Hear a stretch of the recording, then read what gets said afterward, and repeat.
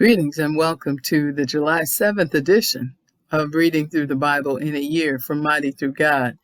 Today I'll be reading 1 Chronicles chapter 4, verse 5 through chapter 5, verse 17, Acts chapter 25, Psalm 5, and Proverbs 18, verse 19. And today I'll be reading from the New International Version.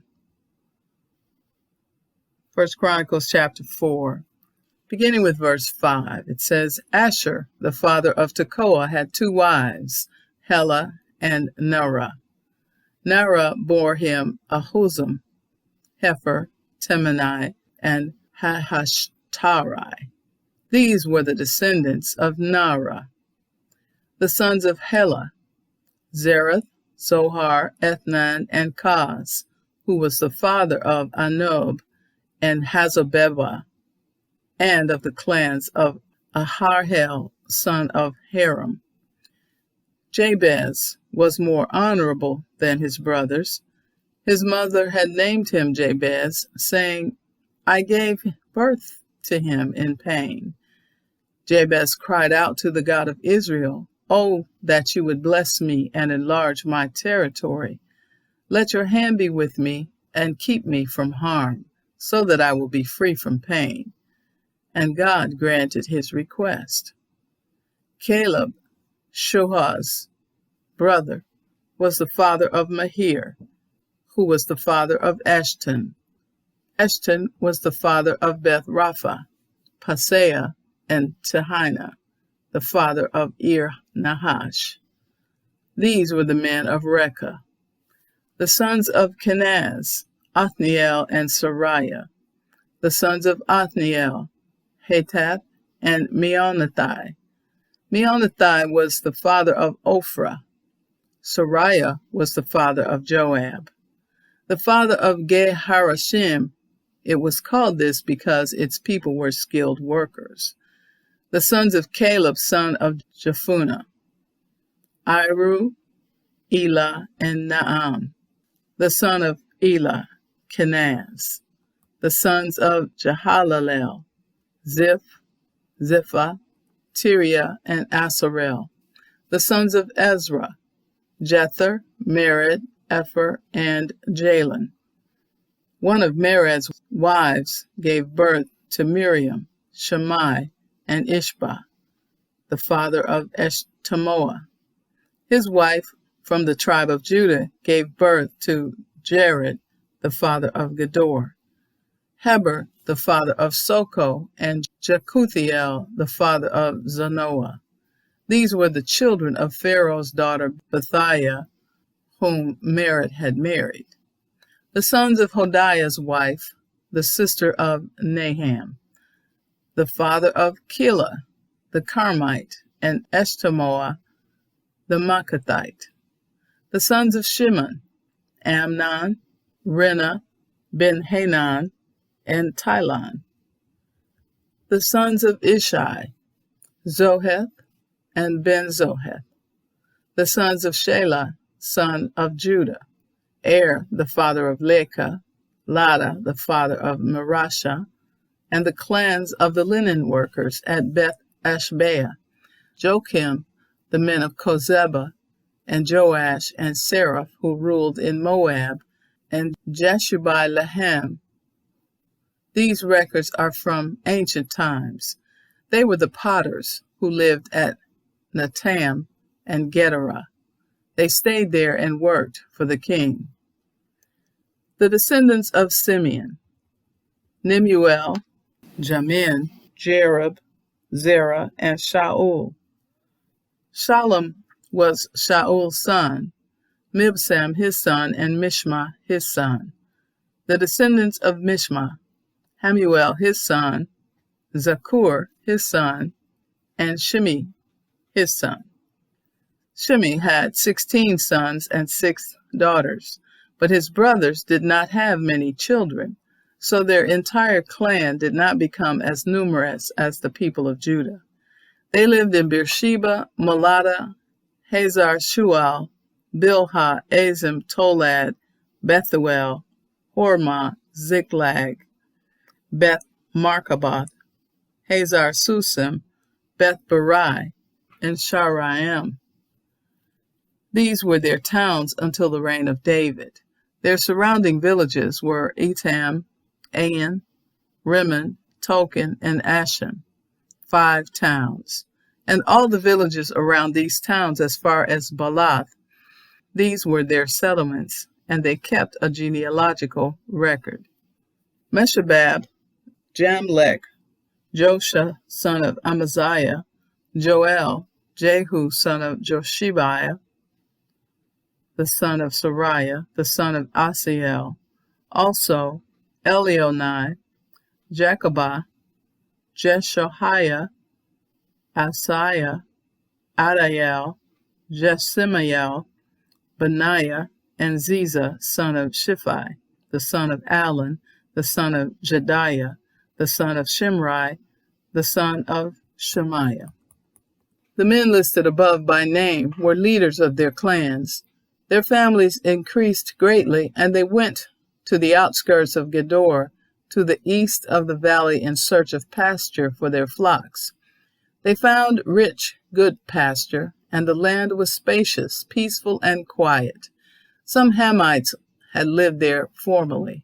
The men whose names were listed came in the days of Hezekiah, king of Judah. They attacked the Hamites in their dwellings, and also the Meunites who were there, and completely destroyed them, as is evident to this day. Then they settled in their place, because there was pasture for their flocks. And 500 of these Simeonites, led by Pelatiah, Neriah, Rephaiah, and Uzziel, the sons of Ishi, invaded the hill country of Seir.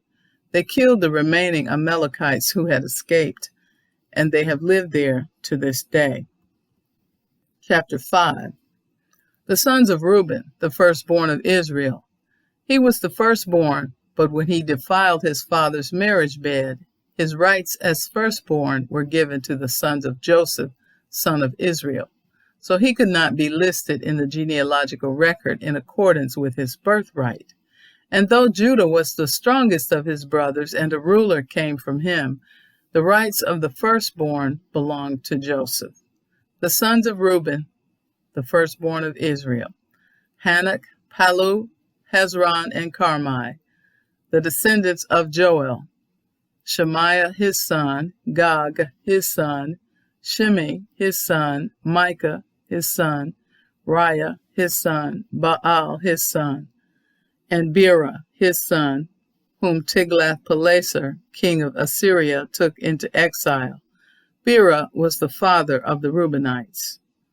Their relatives by clans listed according to their genealogical records: Jeiel, the chief, Zechariah, and Bela, son of Azaz, the son of Shema, the son of Joel. They settled in the area from Aroer to Nebo and Baal-Meon.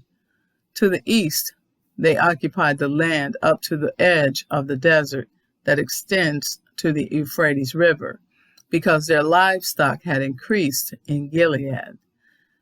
During Saul's reign, they waged war against the Hagrites, who were defeated at their hands. They occupied the dwellings of the Hagrites throughout the entire region east of Gilead. The Gadites lived next to them in Bashan, as far as Salekah.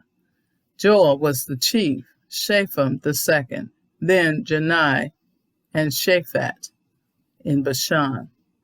Their relatives by families were Michael, Meshullam, Sheba, Jorai, Jachin, Ziah, and Eber, 7 in all. These were the sons of Abihail, son of Hurai, the son of Jeroah, the son of Gilead, the son of Michael, the son of Jeshishai, the son of Jado, the son of Buz. Ahi, son of Abdiel, the son of Gunai, was head of their family. The Gadites lived in Gilead, in Bashan and its outlying villages, and on all the pasture lands of Sharon, as far as they extended.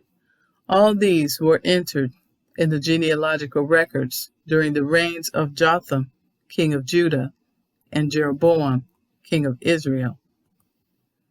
Acts chapter 25.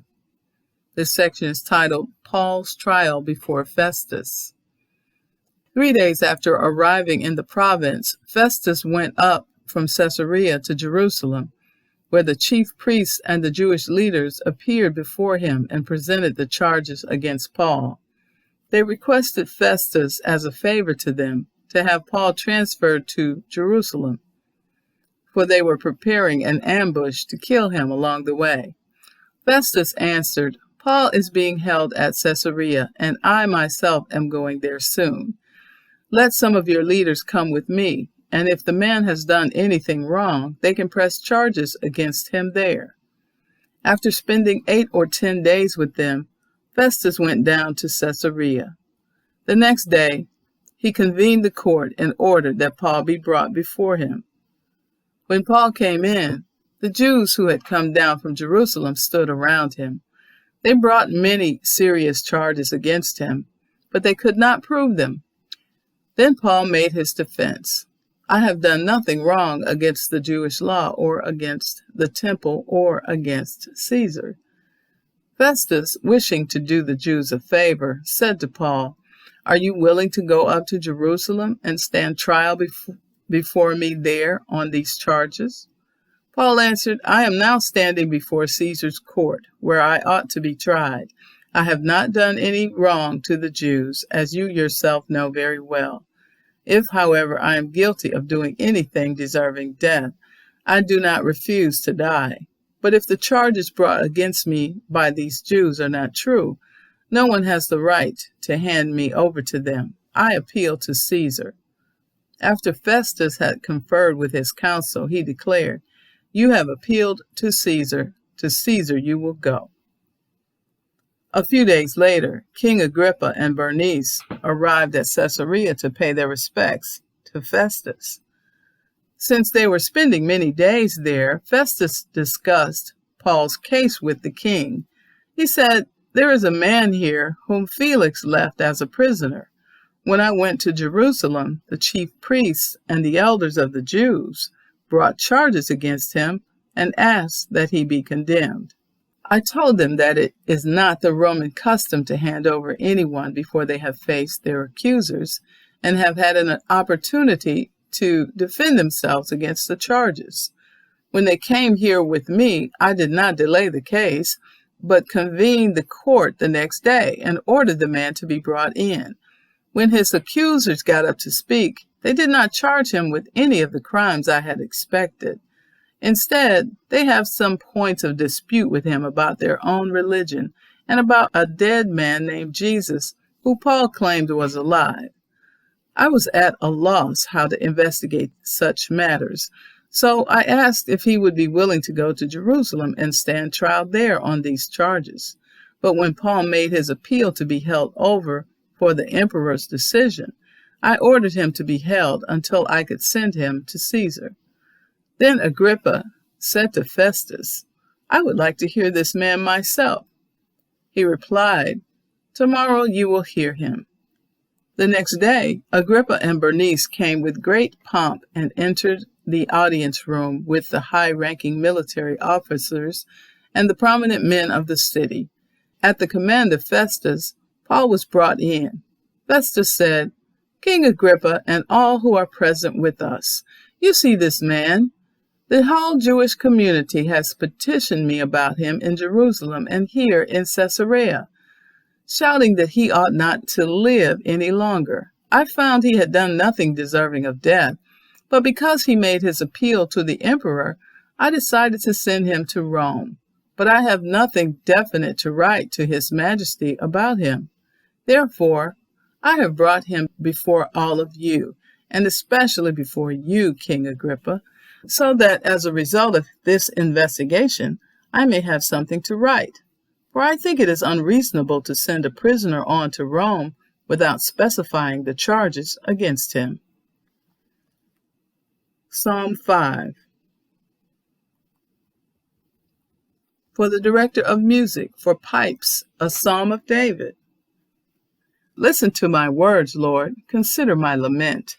Hear my cry for help, my King and my God, for to you I pray. In the morning, Lord, you hear my voice. In the morning, I lay my requests before you and wait expectantly. For you are not a God who is pleased with wickedness.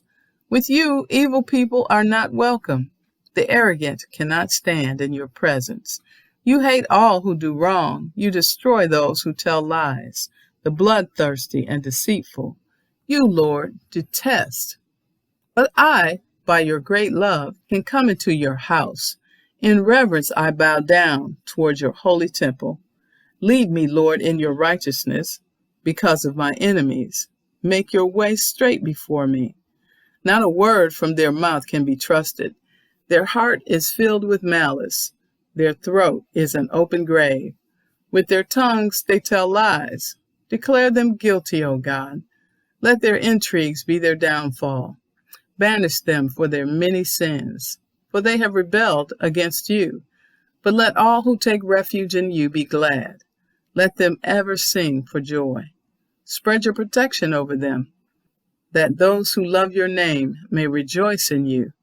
Surely, Lord, you bless the righteous. You surround them with your favor as with a shield. Proverbs 18, verse 19 says, a brother wronged is more unyielding than a fortified city. Disputes are like the barred gates of a citadel. And so concludes the reading for July 7th. Be blessed.